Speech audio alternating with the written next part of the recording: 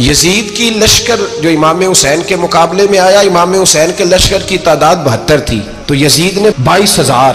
مجھے بتائیے 72 کا 22,000 سے کوئی مقابلہ ہوتا ہے؟ عمر بن سعد نے پھر عبید اللہ ابن زیاد کو لکھا کہ 22,000 بندے تھوڑے ہیں، کچھ بندے زیادہ بھیج. تو عمر بن سعد کو عبید اللہ ابن زیاد کہنے لگے کہ تو پاگل تو نہیں ہو گیا، 72 کے لشکر کا 22,000 بھیجا، اور کتنا بھیجو؟ تو اس نے کہا تمہیں یہ نہیں پتا یہ لوگ کون ہیں؟ یہ مولا علی شیر خدا کی اولاد ہے. ان میں ایک ایک شخص ایسا ہے جو 1,000 کے مقابلے میں لڑنا جانتا ہے. تو یہاں کمزوری دکھائی جاتی ہے. ہمارے بچے سمجھنے لگے ہیں کہ یہ شاید کوئی ایسی داستان ہے، اور اس طرح کا ماحول ٹی وی پہ میں دیکھ رہا تھا، اس طرح کا ماحول بنایا جاتا ہے جیسے کوئی خوف ہے. یعنی واقع کربلا کوئی ایسا واقعہ جسے دیکھ کے خوف طاری ہو جائے، بچے راتوں کو ڈرے. وہ اکیلے درخت دکھائے جا رہے ہیں اور تیر دکھائے جا رہے ہیں. او یار کیا قوم کی تربیت کر رہے ہیں؟ واقع کربلا حوصلے کا نام ہے، دلیری کا نام ہے. سنیں بات اصل میں کیا تھی، بڑے ٹھنڈے دماغ سے میری بات کو سمجھیے گا. حضرت مولا علی شیر خدا کے بعد مسلمانوں کے متفقہ امیر بنے تھے حضرت امیر معاویہ. انہیں امیر کس نے بنایا تھا؟ امام حسن نے، حضرت علی کے بڑے صاحبزادے.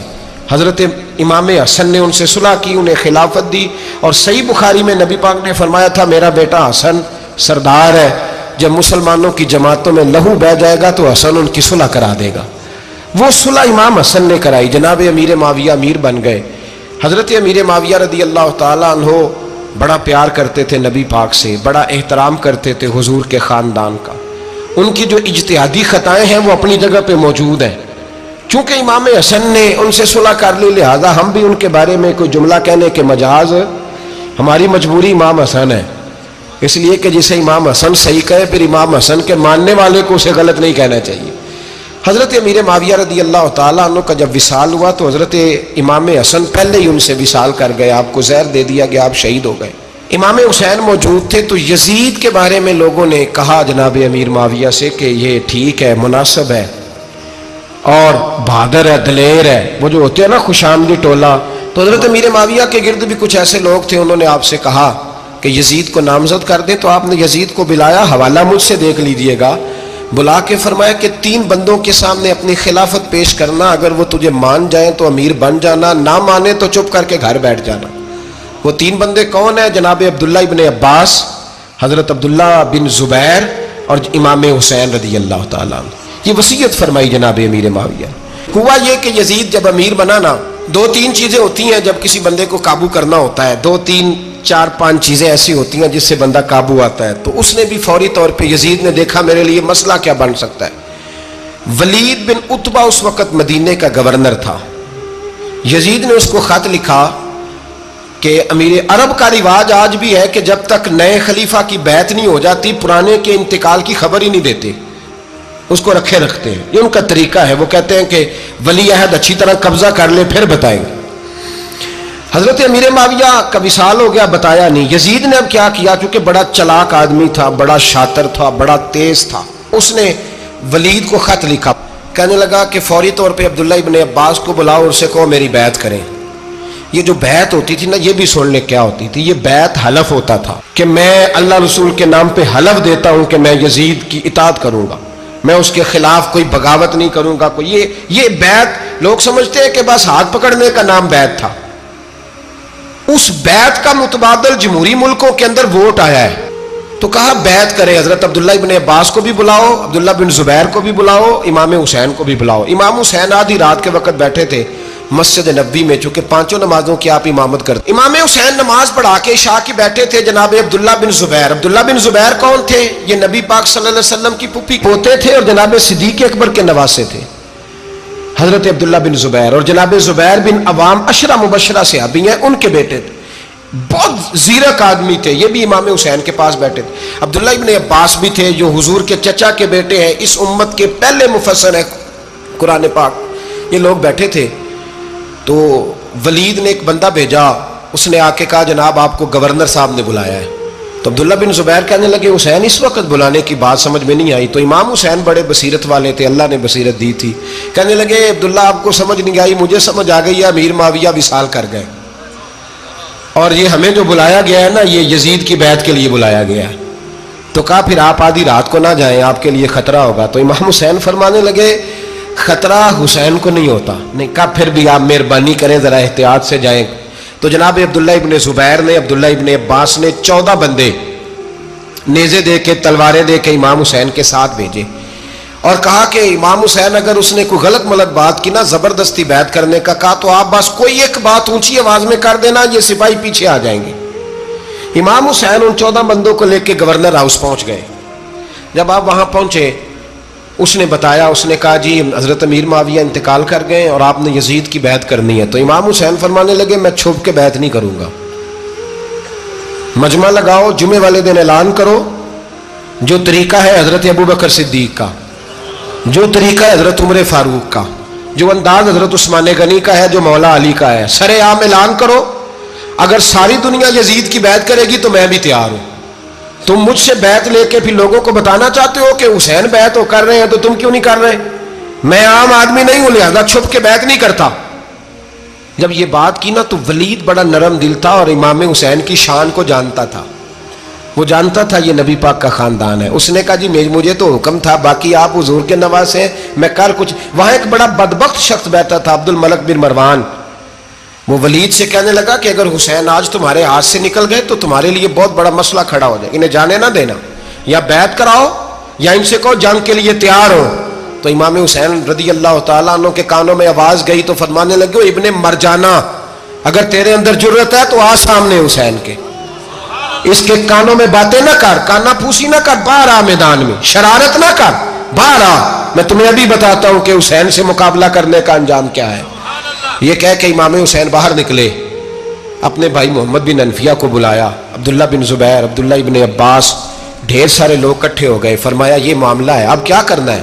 تو وہ کہنے لگے حضور وقت ابھی مناسب نہیں ہے، آپ اس طرح کریں یہاں رکیں، ہم مکے سے، عراق سے، کوفے سے لوگوں کو بلاتے ہیں، یہاں ایک بڑی مجلس مشاورت قائم کرتے ہیں۔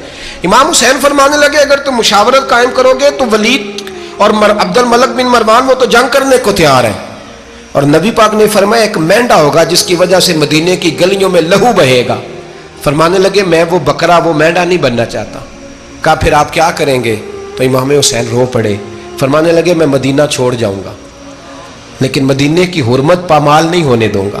امام علی مقام آدھی رات کے وقت نکلے، سیدہ فاطمہ کا دروازہ ایک اس دن تھا جس دن حضرت مولا علی کوفے چلے گئے تھے، اور دوبارہ آج تالا لگا جب امام حسین نکلے۔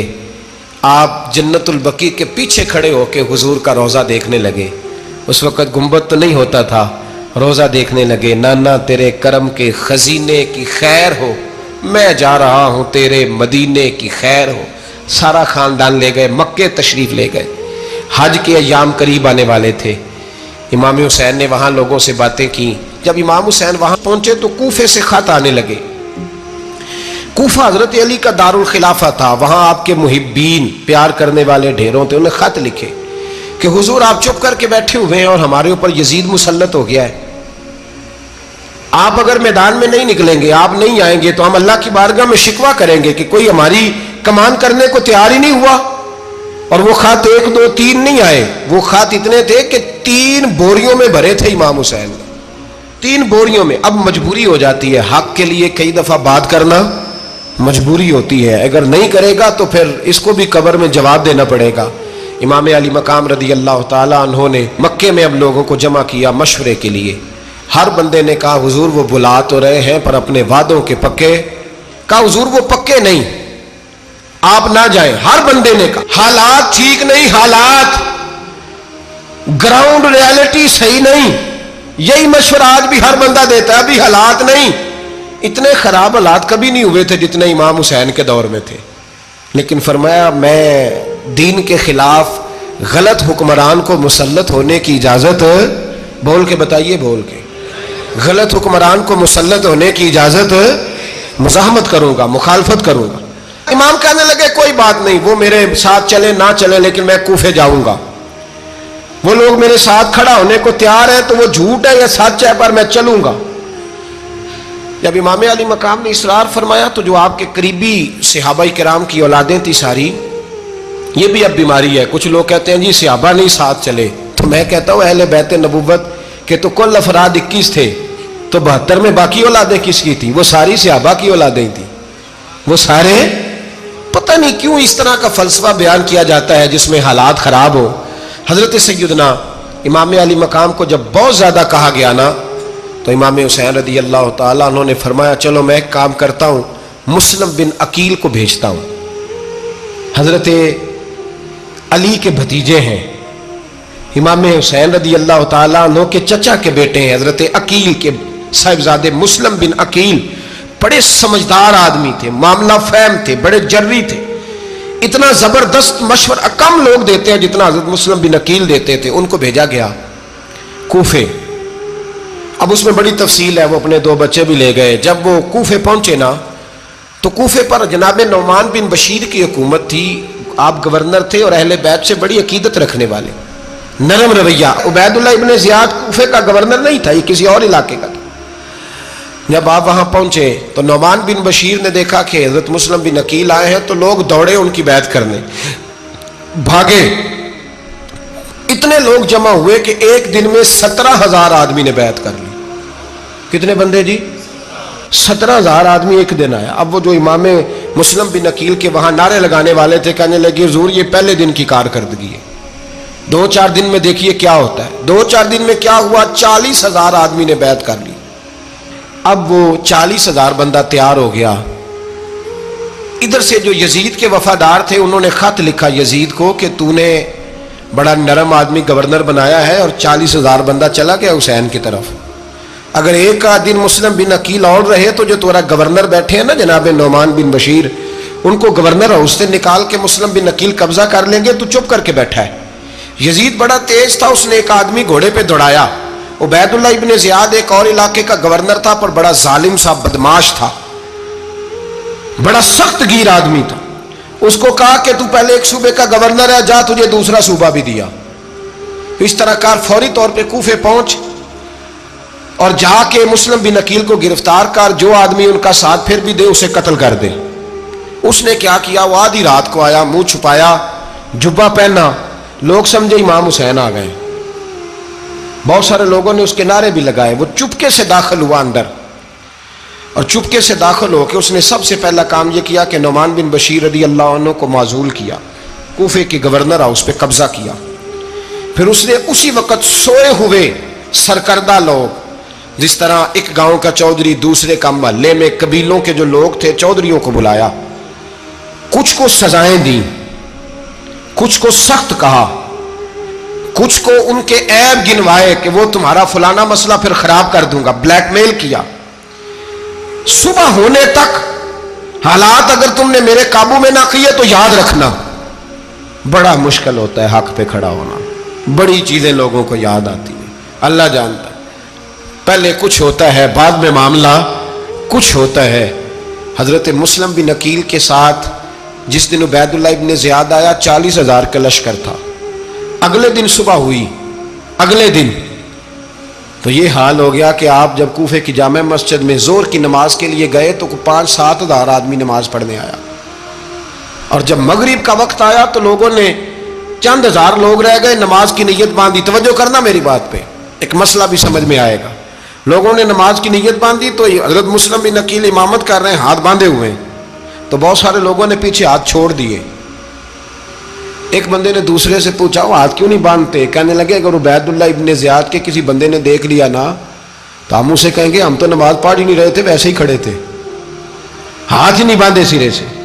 جب نماز کی امامت باندھی تو 10-11 صفیں تھیں۔ جب مسلم بن عقیل رضی اللہ تعالیٰ نے سلام پھیرا تو پیچھے بندہ ہی کوئی نہیں تھا۔ حضرت مسلم بن عقیل کو گرفتار کیا گیا۔ عرب کا رواج تھا دشمن کو سخت سزا دیں تاکہ باعث عبرت بنے۔ بہت اونچا مینار تھا کوفے کا، گورنر ہاؤس کا، اوپر لے جا کے جناب مسلم بن عقیل کو زمین پہ گرایا گیا۔ اور جب وہ شہید ہو گئے تو شہید ہونے سے ایک رات پہلے وہ خط لکھ چکے تھے امام حسین کو کہ آپ آ جائیں، حالات بڑے اچھے ہیں۔ خط ملا تو امام حسین مکے سے کوفے کی جانب چل پڑے۔ امام علی مقام رضی اللہ تعالیٰ عنہ جب چل پڑے، تشریف لا رہے تھے تو رستے میں فرزق شاعر ملا، بڑا محب اہل بیت تھا۔ رستے میں ملاقات ہوئی، اللہ اکبر، حضرت مسلم بن عقیل جب گرایا شہید ہو گئے تو پھر اس نے اس طرح کیا کہ آپ کی لاش کو لٹکا دیا چوک میں. لوگ دیکھتے تھے تو عورتیں بچوں کو کہتی تھی تو نے باہر نہیں نکلنا, ہم نے نہیں امام حسین کے ساتھ چلنا, بس بڑا خوف ہے, کوئی بندہ نہ باہر نکلے, کوئی نہیں ضرورت ہمیں, حالات بہتر ہوگی تو دیکھی جائے گی. آج کتنے لوگ ہیں, کتنی دیگیں پکی, کتنی نیازیں بٹی, کیا کچھ ہوا. آپ ناراض نہ ہونا, میں آپ میں سے ہوں, آپ مجھ سے ہیں, یہ بات آپ کی نہیں میری سب کی ہے. آج بھی اگر امام حسین کے نام پہ جان دینے کی باری آئے گی تو دیگیں ہی رہ جائیں گی. ناراض تو نہیں ہو گئے آپ لوگ؟ فٹافٹ مائیں کہیں گی باہر نہیں جانا, بالکل پتر سانو کی لگے, سارا دن کوئی ہمارے لیے. وہ پیر صاحب تو کرتے رہتے ہیں باتیں, ان کا تو کام ہے, خبردار ہم نے نہیں جانا. دیگیں دینے کو سارے تیار ہیں, جانے دینے کو تیار ہونا. ناراض ہو گئے آپ لوگ؟ چلو کوئی نہیں, ہو جاؤ, خیر صلی اللہ ہے, بات تو ٹھیک کر رہا ہوں نا. حضرت امام حسین رضی اللہ تعالیٰ عنہ نے فرزق شاہ رستے میں ملا تو امام حسین کو کہنے لگا کہاں جا رہے ہیں؟ فرمایا میں کوفے جا رہا ہوں. کہنے لگا حضور نہ جائیے گا, لوگوں کے دل آپ کے ساتھ ہیں, تلواریں آپ کے ساتھ نہیں. سیدنا امام حسین رضی اللہ تعالیٰ عنہ کو آ کے کہا حضور وہ سارے کوفے والے مانتے ہیں کہ بات حسین کی ٹھیک ہے لیکن آپ کی سپورٹ نہیں کریں گے. اور اگلی بات فرزق نے یہ کی کہ حضور میں حضرت مسلم بن عقیل کی لاش کو لٹکی ہوئی دیکھ کے آیا ہوں کوفے کے چوک میں. بڑا ہی خوبصورت فکرہ ہے امام حسین کا. فرمانے لگے میرا بھائی لٹکا ہوا تھا, کہیں کسی کے آگے جھکا تو نہیں تھا؟ لٹکا ہی تھا نا, کہیں جھکا تو نہیں کسی کے آگے؟ کہا حضور نہیں. تو آپ فرمانے لگے اگر مسلم بن عقیل لٹک گیا تو حسین بھی لٹک جائے گا, لیکن جھکے گا. حضرت امام حسین تشریف لائے, بچوں سمیت آئے. حر بن یزید ایک شخص تھا. حر بن یزید ایک مختصر سا لشکر لے کے اس نے امام حسین کو ایک جگہ پہ روکا, پھر دوسری جگہ پہ روکا, بالآخر تیسری جگہ پہ روکا. تو امام حسین نے فرمایا جگہ کون سی ہے؟ کہا حضور کرب و بلا. فرمایا بس یہی خیمے لگا دو, یہی. حضرت سیدہ زینب نے پوچھا امام حسین سے کہ سارے زمانے نے روکا ہے, ٹھیک ہے آپ حق پہ ہیں, یہ بھی سب نے کہا آپ حق پہ ہیں, پر روکا بھی سب نے, آپ روکے کیوں نہیں؟ تو ابن کثیر اور ابن اسیر لکھتے ہیں کہ امام حسین رو پڑے, کہنے لگے بہن میں رک جاتا پر میں نے رات کو نانا مصطفیٰ کو خواب میں دیکھا ہے. تو حضور نے فرمایا حسین اگر آج یہ رواج پڑ گیا نا یزید جیسے لوگوں کا تو قیامت تک پڑا رہے گا. پھر لوگ کہیں گے کوئی نکلا نہیں تھا تو ہمیں بھی نکلنا. پھر لوگ ظالموں کے سامنے گردنیں جھکانے کے عادی ہو جائیں. میں کہتا رہتا ہوں, کہہ رہا ہوں, کربلا کی جنگ کفر اسلام کی جنگ نہیں, کفر اسلام کی جنگ نہیں کربلا کی. کیونکہ یزید تو بڑا پکا نمازی تھا, خطبہ دیتا تھا. وہ تو جب امام حسین رضی اللہ تعالیٰ عنہ نے کربلا کے میدان میں جمعے کا دن تھا تو یزید کے سامنے کو بات کرنی شروع کی عمر بن سعد کے سامنے. تو عمر بن سعد کہنے لگا حسین زیادہ باتیں نہ کر, ہمارا جمعہ لیٹ ہو رہا ہے, جنگ کے لیے تیار ہو, فٹافٹ آ. اہل بیت نبوت کو قتل کریں گے اور قتل کے بعد پھر نماز پڑھیں گے اور پھر کہیں گے اللہم صلی علی محمد وعلی آل محمد, اسی نماز میں پھر درود بھی پڑھیں گے. یہ کیسا مرتبہ ہے, کیسا انداز ہے, دوستی قاتل سے بھی مقتول سے یارانہ بھی. امام حسین نے کرب. حر بن یزید امام حسین سے کہنے لگا مجھے حکم ہے آپ کو روکنے کا, آپ آگے نہیں جا سکتے. امام صاحب نے فرمایا وجہ زمین اللہ کی ہے. اس نے کہا آپ بیعت نہیں کر رہے, یزید کی حالات آپ کے حق میں درست نہیں ہیں, آپ نہیں جائیں گے. امام روک گئے. ظہر کی نماز کا وقت ہوا تو حضرت علی اکبر امام حسین کے بڑے صاحبزادے انہوں نے اذان ظہر پڑھی تو حر بن یزید کے لشکر نے امام حسین کے پیچھے نماز ادا کی. کہا بھئی تم مقابلے میں آئے ہو, نماز پیچھے پڑھتے ہو؟ کہا حضور مقابلہ تو تلواروں سے کر رہے ہیں پر ہمارا دل تو مانتا ہے نا کہ مصطفیٰ کا نواسہ بڑی شان والا ہے.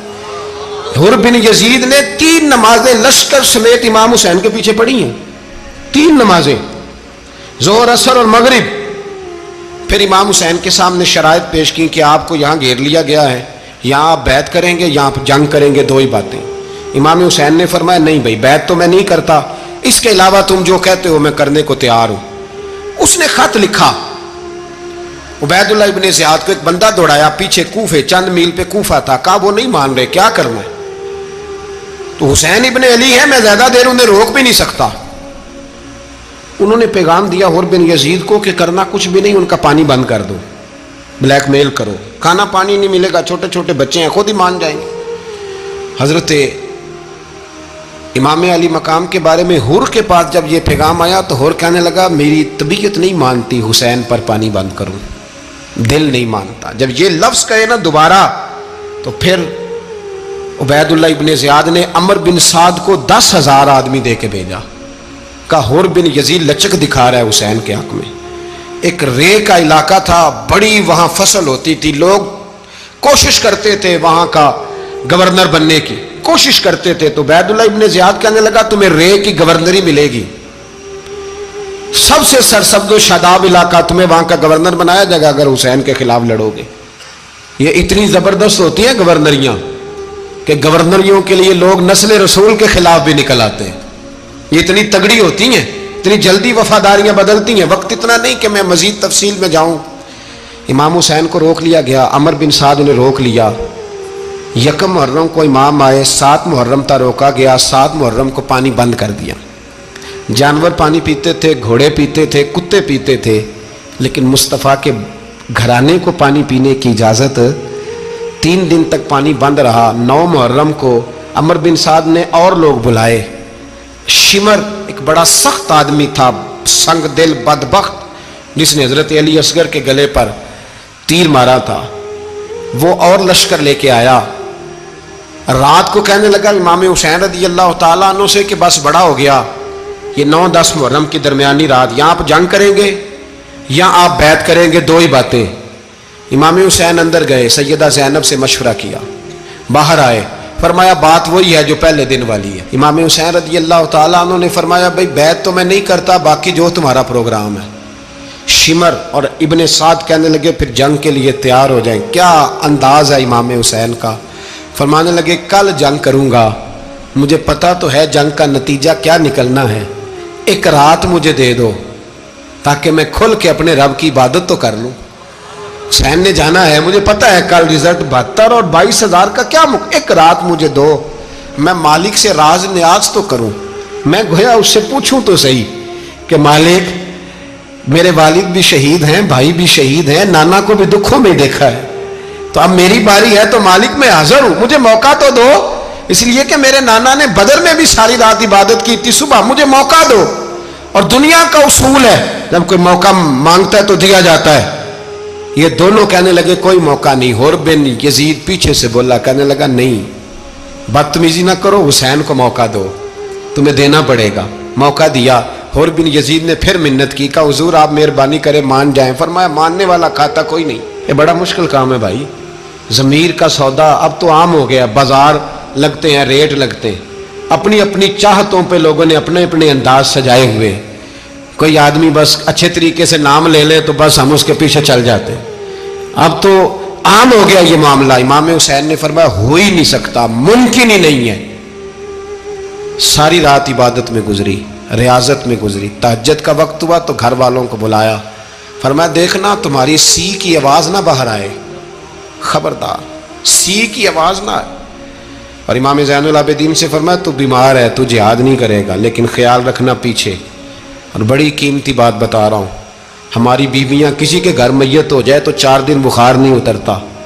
इमाम अली मकाम ने सैयदा ज़ैनब से फरमाया तू बड़ी है, मेरी बहन है, पीछे सारे बच्चे हैं, जवान हैं, इनके हौसले तेरी जिम्मेदारी हैं। सुबह जंग का तबल बजने लगा, फजर की नमाज पढ़ी, सूरज चढ़ा, 10 मुहर्रम का दिन, जुमे का वक्त। जनाब सैयदना इमाम हुसैन रज़ी अल्लाह ताला अन्हु ने रेत पर सजदे किए, लंबे सजदे, लंबी नमाज। सूरत शम्स की आयात दूसरी रकत में पढ़ी तो सारा करबला गूंजने लगा। क्या अंदाज़े तकल्लुम था इमाम अली मकाम का। नमाज मुकम्मल हुई तो हुर बिन यजीद, अमर बिन साद और शिमर से कहने लगे वाकई हुसैन से लड़ोगे, पता नहीं कौन है।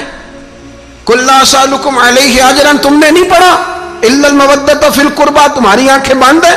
अल हसन वल हुसैन सय्यदु शबाब अहले जन्नह, तुम्हें नहीं पता। कहने लगा चुप कर, हुकूमत नजर आ रही है। और बिन यजीद कहने लगे फिर मेरा भी फैसला सुनो, मुझे हुकूमत नहीं चाहिए, मुझे जन्नत चाहिए, हुकूमत नहीं चाहिए। इमाम हुसैन की पहली फतह देखें, और बिन यजीद एड़ी लगा के ना यजीद के लश्कर से निकल के इमाम हुसैन के लश्कर में शामिल हो गया।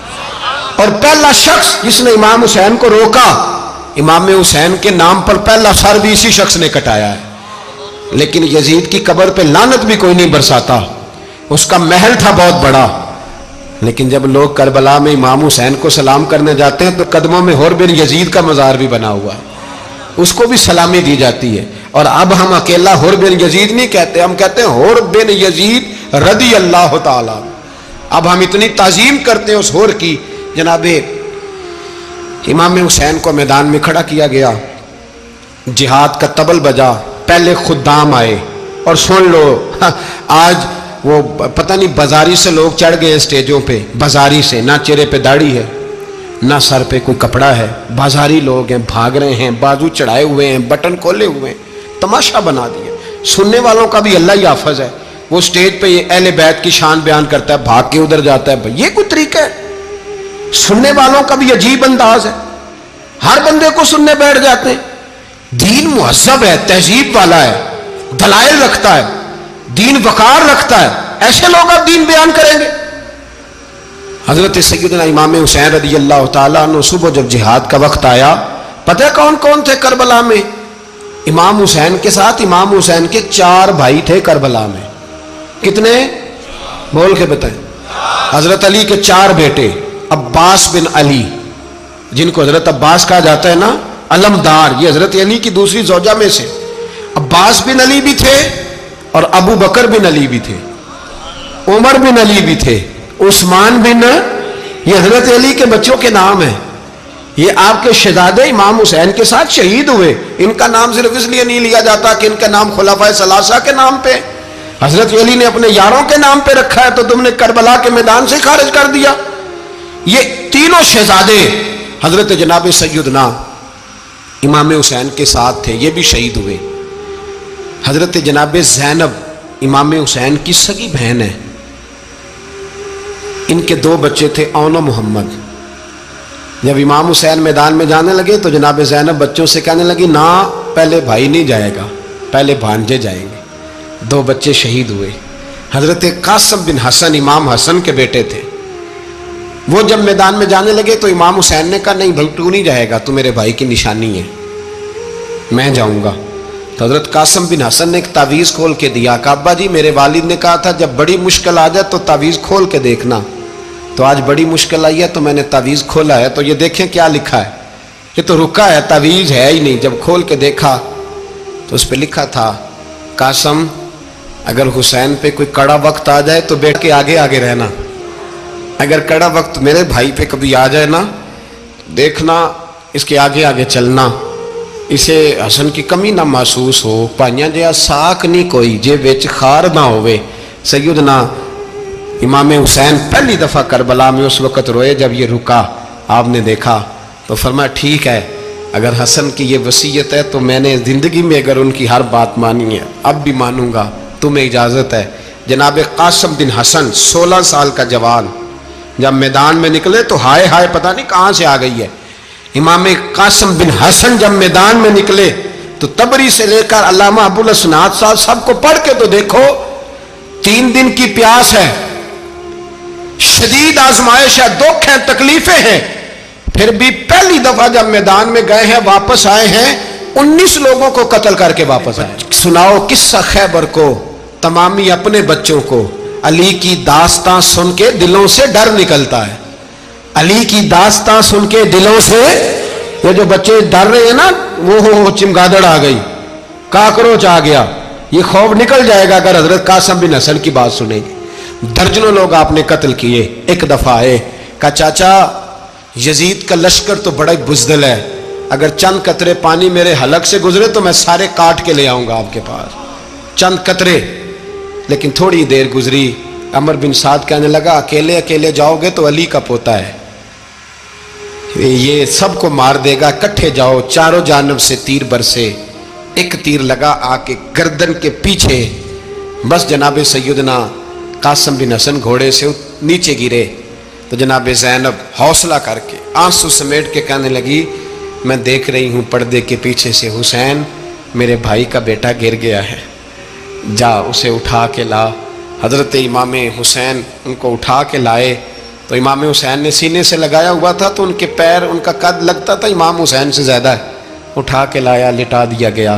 امام حسین کے اپنے بڑے بیٹے میدان میں نکلنے کو، علی اکبر نام ہے، جب جن لوگوں نے حضور کو نہیں دیکھا تھا وہ جب کہتے نا ہم نے نبی پاک کا دیدار نہیں کیا تو بتاؤ کس طرح کے تھے، تو بتایا جاتا تھا کہ جناب علی اکبر کا دیدار کرو، ہم شبیہ مصطفیٰ۔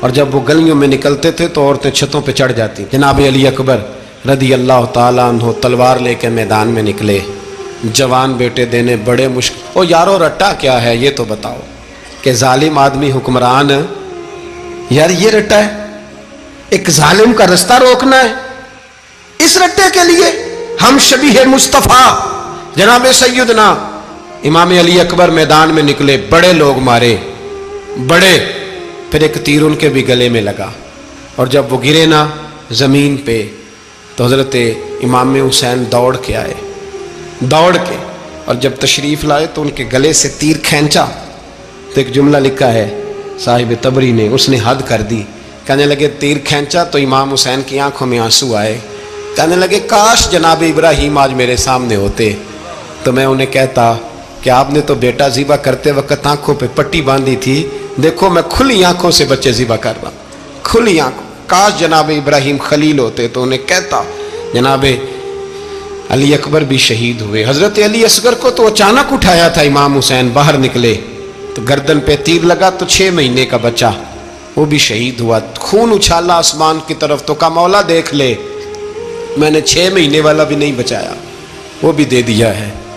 پھر حضرت عباس کو بیٹیوں نے کہا کہ اب نہ، کچھ کہتے ہیں پہلے شہید ہوئے، کچھ نے لکھا بعد میں، کہ اب ہم سے پانی کے بغیر نہیں رہا جاتا، تو جناب عباس پانی کا مشکیزہ لے کے نکلے باہر، ایک ہاتھ کٹا، دوسرے پہ مشکیزہ وہ بھی کٹا، پھر پانی تو بھر لیا تھا لا نہ سکے، پھر گردن کٹی تو شہید ہوئے۔ بچوں کی بھی شہادت ہوئی، پر جب ان کا لاشا اٹھایا تو امام حسین کہنے لگے مولا اب نہ حسین کی کمر کمزور ہو گئی ہے، اب کمزور ہو، اور بھائی ایک میت ہو جائے تو 4-5 دن تو پوری آنکھیں نہیں کھلتی، کیسا جری خاندان ہے۔ تھوڑی دیر گزری تو امام علی مقام نے پٹکا باندھا، سر پہ دستار باندھی، مولا علی کی تلوار پکڑی، نبی پاک کا امامہ باندھا اور گھوڑے پہ سوار ہوئے تو کہنے لگے زینب گھر تیرے حوالے اور میں اللہ کے حوالے، گھر تیرے حوالے اور میں، اور پھر امام حسین نکلے، امام علی مقام نکلے۔ راوی کہتے ہیں کہ یہ جلوہ پہلے بھی بڑے سونے تھے پر آج جو رنگ دیکھا وہ کبھی نہیں دیکھا، کیا انداز تھا، جدھر جاتے نعرہ لگاتے تو حد ہو جاتے، اتنے لوگ امام حسین نے کاٹے، اتنے کاٹے، پھر واپس پلٹ کے آئے اور کہنے لگے زینب ذرا پردے کے پیچھے سے دیکھ تو صحیح میری بہن، ان بزدلوں کو جرت ہی نہیں ہو رہی حسین کے مقابلے میں آنے، ایک دوسرے کو دھکا دیتے، تو جا تو جا، پھر اکٹھے وار ہوئے۔ یہ کون ہے کٹا ہوا، لباس ہے پھٹا ہوا، یہ بال یقین حسین ہے، نبی کا نور عین ہے۔ پھر چاروں جانب سے تیر برسے تو امام علی مقام چونکہ نماز کا وقت ہو گیا تھا، اترے گھوڑے سے، خون بہ رہا تھا، گرم ترین ریت سے تیمم کیا، سر سجدے میں رکھا، اور جب شمر آپ کی گردن کاٹنے لگا تو کہنے لگے ٹھہر جا ذرا رب سے ایک بات کر لینے دے، اور پھر بولے امام حسین، کہنے لگے مالک تو اب بتا کہ حسین سے راضی ہے کہ ناراض ہے، تو بتا۔ تو پھر ایک آواز آئی، یا ایتھا النفس مطمئنہ ارجعی الی ربک راضیۃ مرضیہ، فرمایا نفس مطمئنہ واپس آ جا، تو اللہ سے راضی ہے، اللہ تجھ سے راضی۔ امام حسین وہاں شہید ہو گئے۔ اب یہ قافلہ امام حسین کا سر کاٹ، ذرا دیکھنا غور کرنا، سر کاٹ کے نیزے پہ رکھا ہے، جسم کربلا میں پڑا ہے، عورتوں کو گھوڑوں پہ بٹھا کے لے جایا گیا یزید کے دربار میں۔ یزید پہلے عبید اللہ ابن زیاد نے بدتمیزی کی، پھر یزید نے کی۔